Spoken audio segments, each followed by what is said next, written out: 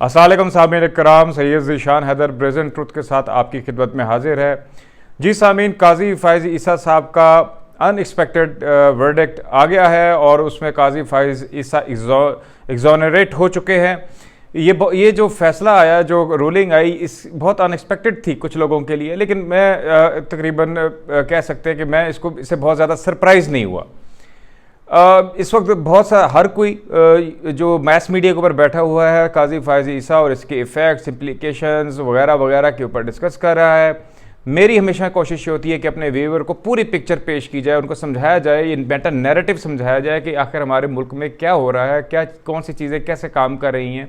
तो मैं इसमें थोड़ा सा आपको अपनी एक मेटा नैरेटिव है, अपनी एक बयानिया है जो मैंने एक अपना थीसिस की शक्ल में आपके पास साथ शेयर किया हुआ है, मैं उस पर रोशनी डालता जाऊंगा और आपको थोड़ा रिकैप भी कराता जाऊंगा कि देखिए इस वक्त कोई छुपी हुई बात नहीं, कोई ओपन सीक्रेट है कि मुल्क की माशी सूरत हाल जो है वो दरगू है और इसमें इस्टेब्लिशमेंट जो है वो परेशान है। और इस वक्त मसला ये बना हुआ है कि इस हुकूमत से को तब्दील कैसे किया जाए, या इसको ऐसे सेफ एग्जिट या रिस्पेक्टेबल एग्जिट या कोई भी एग्जिट किस तरीके से ली जाए और आइन जो है वो भी इंटैक्ट रहे और जमहूरी तरीका अख्तियार किया जाए वगैरह वगैरह। इन सब चीज़ों के मकासद के लिए जो चाबी है वो मियाँ साहब के पास है। मियाँ साहब के पास चाबी क्यों है? क्योंकि पंजाब के अंदर जो चेंज आनी है वो मियाँ साहब की मर्ज़ी के बगैर नहीं आ सकती और पंजाब की चेंज फिर जो है वो फेडरल लेवल पर जाएगी। और इस सारे मामले के लिए जो है मियाँ साहब को ऑन बोर्ड करने के लिए इस्टेब्लिशमेंट जो है वो डेस्परेट है, या इसको कह लें बेताब है। ये मेरा एक थीसिस था। अब क्या हो रहा है जी, पीडीएम के, अब मैं थोड़ा सा इसको प्रूफ करने की कोशिश करता हूँ। ये मैं अपना दलाइल देता हूँ, मेरा अपना एनालिसिस है, ये प्योरली मेरा एनालिसिस है। पीडीएम को चलने दिया गया, पीडीएम ने अपना काम किया, कामयाब हुई, नारे जल से आज़ादी दी गई, एक कॉन्फिडेंस बिल्डिंग मैयर कि हम आपको खुलकर सांस लेने, सियासत करने की इजाज़त देते हैं। ये मियाँ साहब को एक मैसेज दिया गया। मियाँ साहब और उनके हम ख्याल जो भी हैं, चाहे इंटरनेशनल प्लेयर्स हैं या लोकल प्लेयर्स हैं, सबको ये मैसेज दिया गया। सेनेट के इलेक्शंस के अंदर गिलानी साहब को जीतने दिया गया। हम बिल्कुल जी, आप बिल्कुल फेयर एंड फ्री आए हैं, आपको पूरा खेल सियासत करने की इजाज़त देंगे, हम इंटरफेयर नहीं करेंगे। डस्का के अंदर हमने हैंड्स ऑफ, हमने कोई बीच में इंटरफेरेंस नहीं करनी। डस्का का जो इलेक्शन है वो गड़बड़ेशन का शिकार हो गया, चलें, उसके बाद भी हमने कुछ भी नहीं किया। वो फिर इलेक्शन कमीशन को देख लीजिए जी। अब दूसरा पॉइंट, इलेक्शन कमीशन जो है आज़ाद है जी। इलेक्शन कमीशन ने बड़े इंडिपेंडेंट फैसले किए और बिल्कुल हर कोई खुश है, जमहूरी ताकतें वाकई खुश थी, इसमें कोई दो राय नहीं है। और इलेक्शन कमिश्नर ने बहुत अच्छा ऐसा इकदाम किया और उनकी तारीख में सुनहरे हरूफ से उनका नाम लिखा जाएगा, जिस तरीके से उन्होंने प्रिंसिपल्स के ऊपर हर जगह के ऊपर स्टैंड लिया।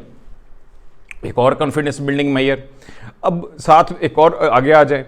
ये मैयर्स तो वो हैं जो कि फेयर प्लेइंग ग्राउंड की गारंटी देते हैं मियाँ साहब को कि मियाँ साहब आप आ जाएं, हुकूमत को गिरा दें, गिराने के बाद इलेक्शन अगर हो जाएंगे तो आपको खूब के खेलने की इजाज़त मिलेगी। मियाँ साहब कन्विंस नहीं है। अब मियाँ साहब और उनके हम ख्याल को मज़ीद अब मायल करने के लिए अब वो जो एक मजहबी जमात थी जिसने बहुत वोट तोड़ा था खसूस पंजाब में मियाँ साहब का, वो भी कलअदम हो गई। या मैं नहीं कहता वो कर दी गई, लेकिन वो हो गई, इतना ही काफ़ी है। अब इस सूरत हाल से मियाँ साहब के लिए और उनके जो पार्टी वर्कर्स हैं वो ज़्यादा उनके मुंह में पानी आ गया और ललचा गए कि यार अब तो मज़ीद सीटें मिलेंगी, अब तो हमारी हुकूमत शायद 2/3 मेजोरिटी ले जाए, बस मकसद वगैरह वगैरह। लेकिन मियाँ साहब टस से मस फिलहाल नहीं हुए, लेकिन आहिस्ता आहिस्ता उसमें क्या कहते हैं कि पानी के कतरा सुराख करने में कामयाब होता दिखाई दे रहा है। उसकी मैं रीज़न भी बताऊंगा। फिर एक और तरीका लॉन्च किया गया जहांगीर तरीन के शक्ल के अंदर एक। अब जहांगीर तरीन फैक्टर को मैं थोड़ा सा सेपरेटली करता हूँ, लेकिन इसका पार्ट भी है कि जहांगीर तरीन के साथ ऐसा सिलसिला कर दिया जाए कि पंजाब के अंदर जो है वो बजट पास ना हो सके, जहांगीर तरीन अपने बंदे पीछे ले लें तो पंजाब का जो बजट है वो पास ना हो सके, तो पंजाब की हुकूमत तो गई।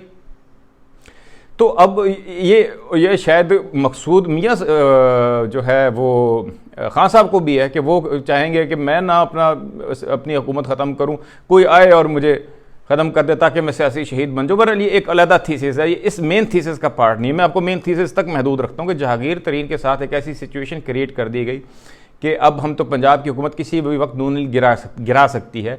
अगर किसी तरह जहांगीर तरीन इनके साथ ऑन बोर्ड हो जाते हैं तो फिर भी मियाँ साहब अपने सिटा से मसना हुए कि नहीं जी हम तो फिर इस गेम का हमने पार्ट नहीं बनना। वो अपने असूली मौक़िफ़ पे फ़िलहाल कायम है कि जब तक ABCD लोग मौजूद हैं फेयर एंड फेयर इलेक्शन नहीं हो सकते और हमने इस सिस्टम का पार्ट नहीं बनना और हमने वही दोबारा गलतियाँ नहीं दोहरानी वगैरह वगैरह। ये मेरा प्योर एनालिसिस है।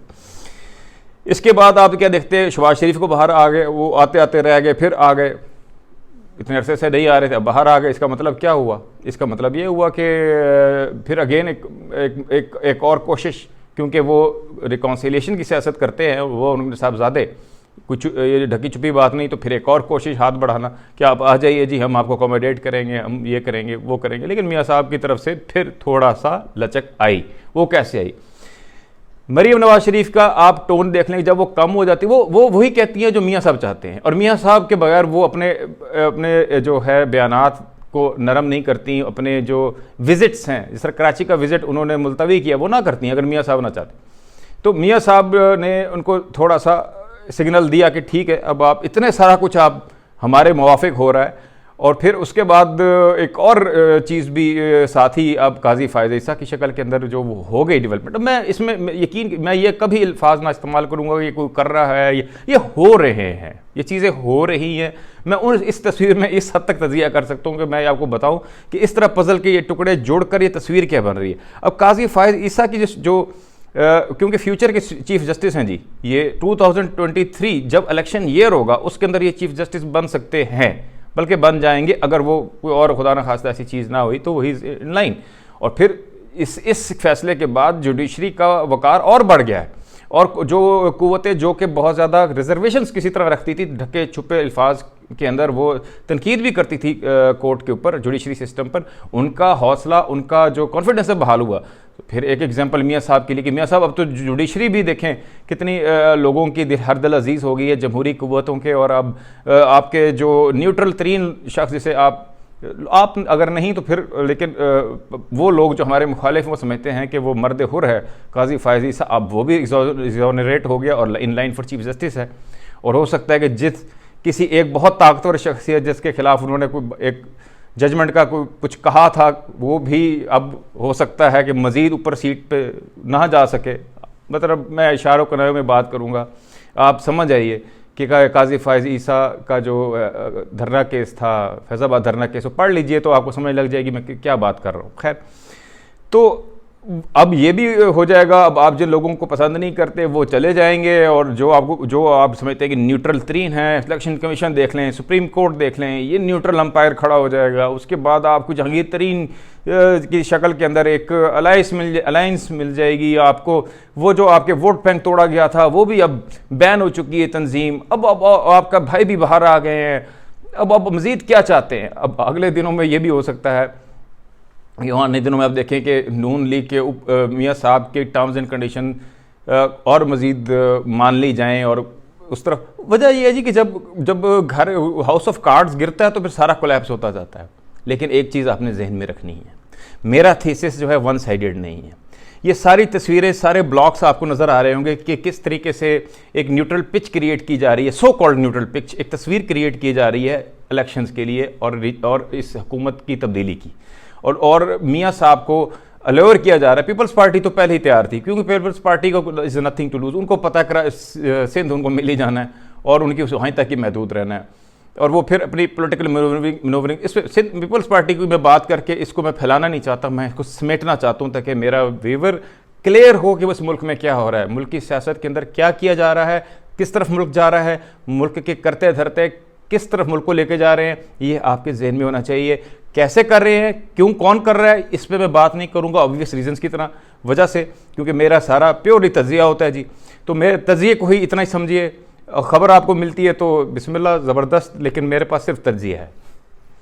तो तजिए के हद तक मैं कहूँगा कि अगर आपको इसमें लॉजिकल लग रही है, सेंस लग रही है, तो अब आगे देखते जाइए कि किस तरीके से। अच्छा, मैं जो बात इंपॉर्टेंट आपसे कह रहा था वो ये कह रहा था कि जो भी उनकी तरफ से होता है, ये एक फार्मूला मैंने आपको दिया, वो कतई नहीं होता, वो वन साइडेड नहीं होता, मतलब इररिवर्सिबल नहीं होता। हर उनका इकदाम ऐसा होता है जिसको रिवर्स किया जा सके। मतलब मेरा एक थीसिस है, मतलब उनके सेनेट के अंदर आप गिलानी को जिता सकते हैं लेकिन सेनेट वापस ले सकते हैं, ठीक है जी, आपने क्या कहते हैं, दूसरा आप देख लें, अल्लाह भला करे, जहांगीर तरीन फैक्टर का आप देख लें। जहांगीर तरीन जो हैं अभी तो खिलाफ खड़े हुए हैं, हो सकता है कल उनको पलटा मारे और फिर वो धुल कर अलीम खान की तरह वापस आ जाएं और फिर पीटीआई में आके खड़े हो जाएं। मतलब कोई भी चीज़ ऐसी नहीं है कि अभी तक फिलहाल कोई इरिवर्सिबल हुई हो। ठीक है जी, हो सकता है जहांगीर तरीन बेशक आउट हो जाए लेकिन उनके साथ ही फिर धुलकर पीटीआई का में जाके खड़े हो जाए। मतलब अभी ऐसा कुछ नहीं हुआ। मसलन ऐसा होता कि जहांगीर तरीन नून लीग ज्वाइन कर लेते और वो हल्फ ले लेते और उसका या पीपल्स पार्टी ज्वाइन कर लेते, फिर ये कुछ चीज़ें ऐसी थी जिसमें फिर रिवर्स होने के लिए उनको टाइम लगता है ये चीज़ें, लेकिन ऐसा कुछ नहीं हुआ। उनको भी न्यूट्रल रखा जा रहा है। चले, ये हो गया। उसी तरह अब काजी फायज ईसा की बात लोग कहेंगे जी अब तो देखें जी, he is all set for chief justice. तो हजरात एक बात जो समझने की है कि सुप्रीम कोर्ट के अंदर सिर्फ एक चीफ जस्टिस नहीं होता, बहुत सारे और जजेस भी होते हैं और अक्सर फैसले फिर अक्सरियती बुनियादों पर होते हैं। ये बात मैं कह रहा हूँ।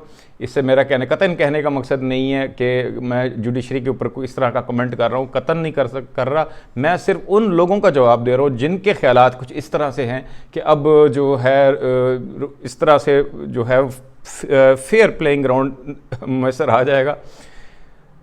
देखिए जी, काफ़ी कुछ किया जा चुका है जो कि चीज़ों को बेहतरी की तरफ ले जाया जा सकता है। ऐसा पहले भी हुआ, कॉन्फिडेंस बिल्डिंग मेजर्स हो रहे हैं, प्लेन फेयर प्लेइंग ग्राउंड बन रहा है। और अब तो ये फैसला मियाँ साहब ने करना है कि वो कितना कन्विंस हो गए हैं, क्या वो फौरी तब्दीली के लिए कन्विंस्ड हैं या फिर वो इंतज़ार करेंगे 2023 का, जब बहुत से लोग जिनको नापसंद हैं वो जा चुके होंगे और उसके बाद हालात मुख्तलिफ होंगे और उस वक्त तक पता नहीं इस मुल्क का क्या बनेगा, जो हमारी माशी सूरत हाल चल रही है। या हो सकता है कुछ अरसे के अंदर जो मुखालिफ क़ुव्वतें हैं मियाँ साहब की, वो माशी बदहाली की वजह से, क्योंकि इस वक्त फिर मैं इस पर अलहदा वीडियो करूँगा, बताऊँगा कि मुल्क की माशी सूरत हाल क्या चल रही है। लेकिन जो मुल्क चलाने वाली ताकतें हैं वो मुल्क की माशी सूरत हाल की वजह से घुटने टेकती हुई दिखाई दे रही हैं। आज तक लिए इतना ही। सैयद ज़ीशान हैदर को इजाज़त दीजिए। खुदा हाफिज़।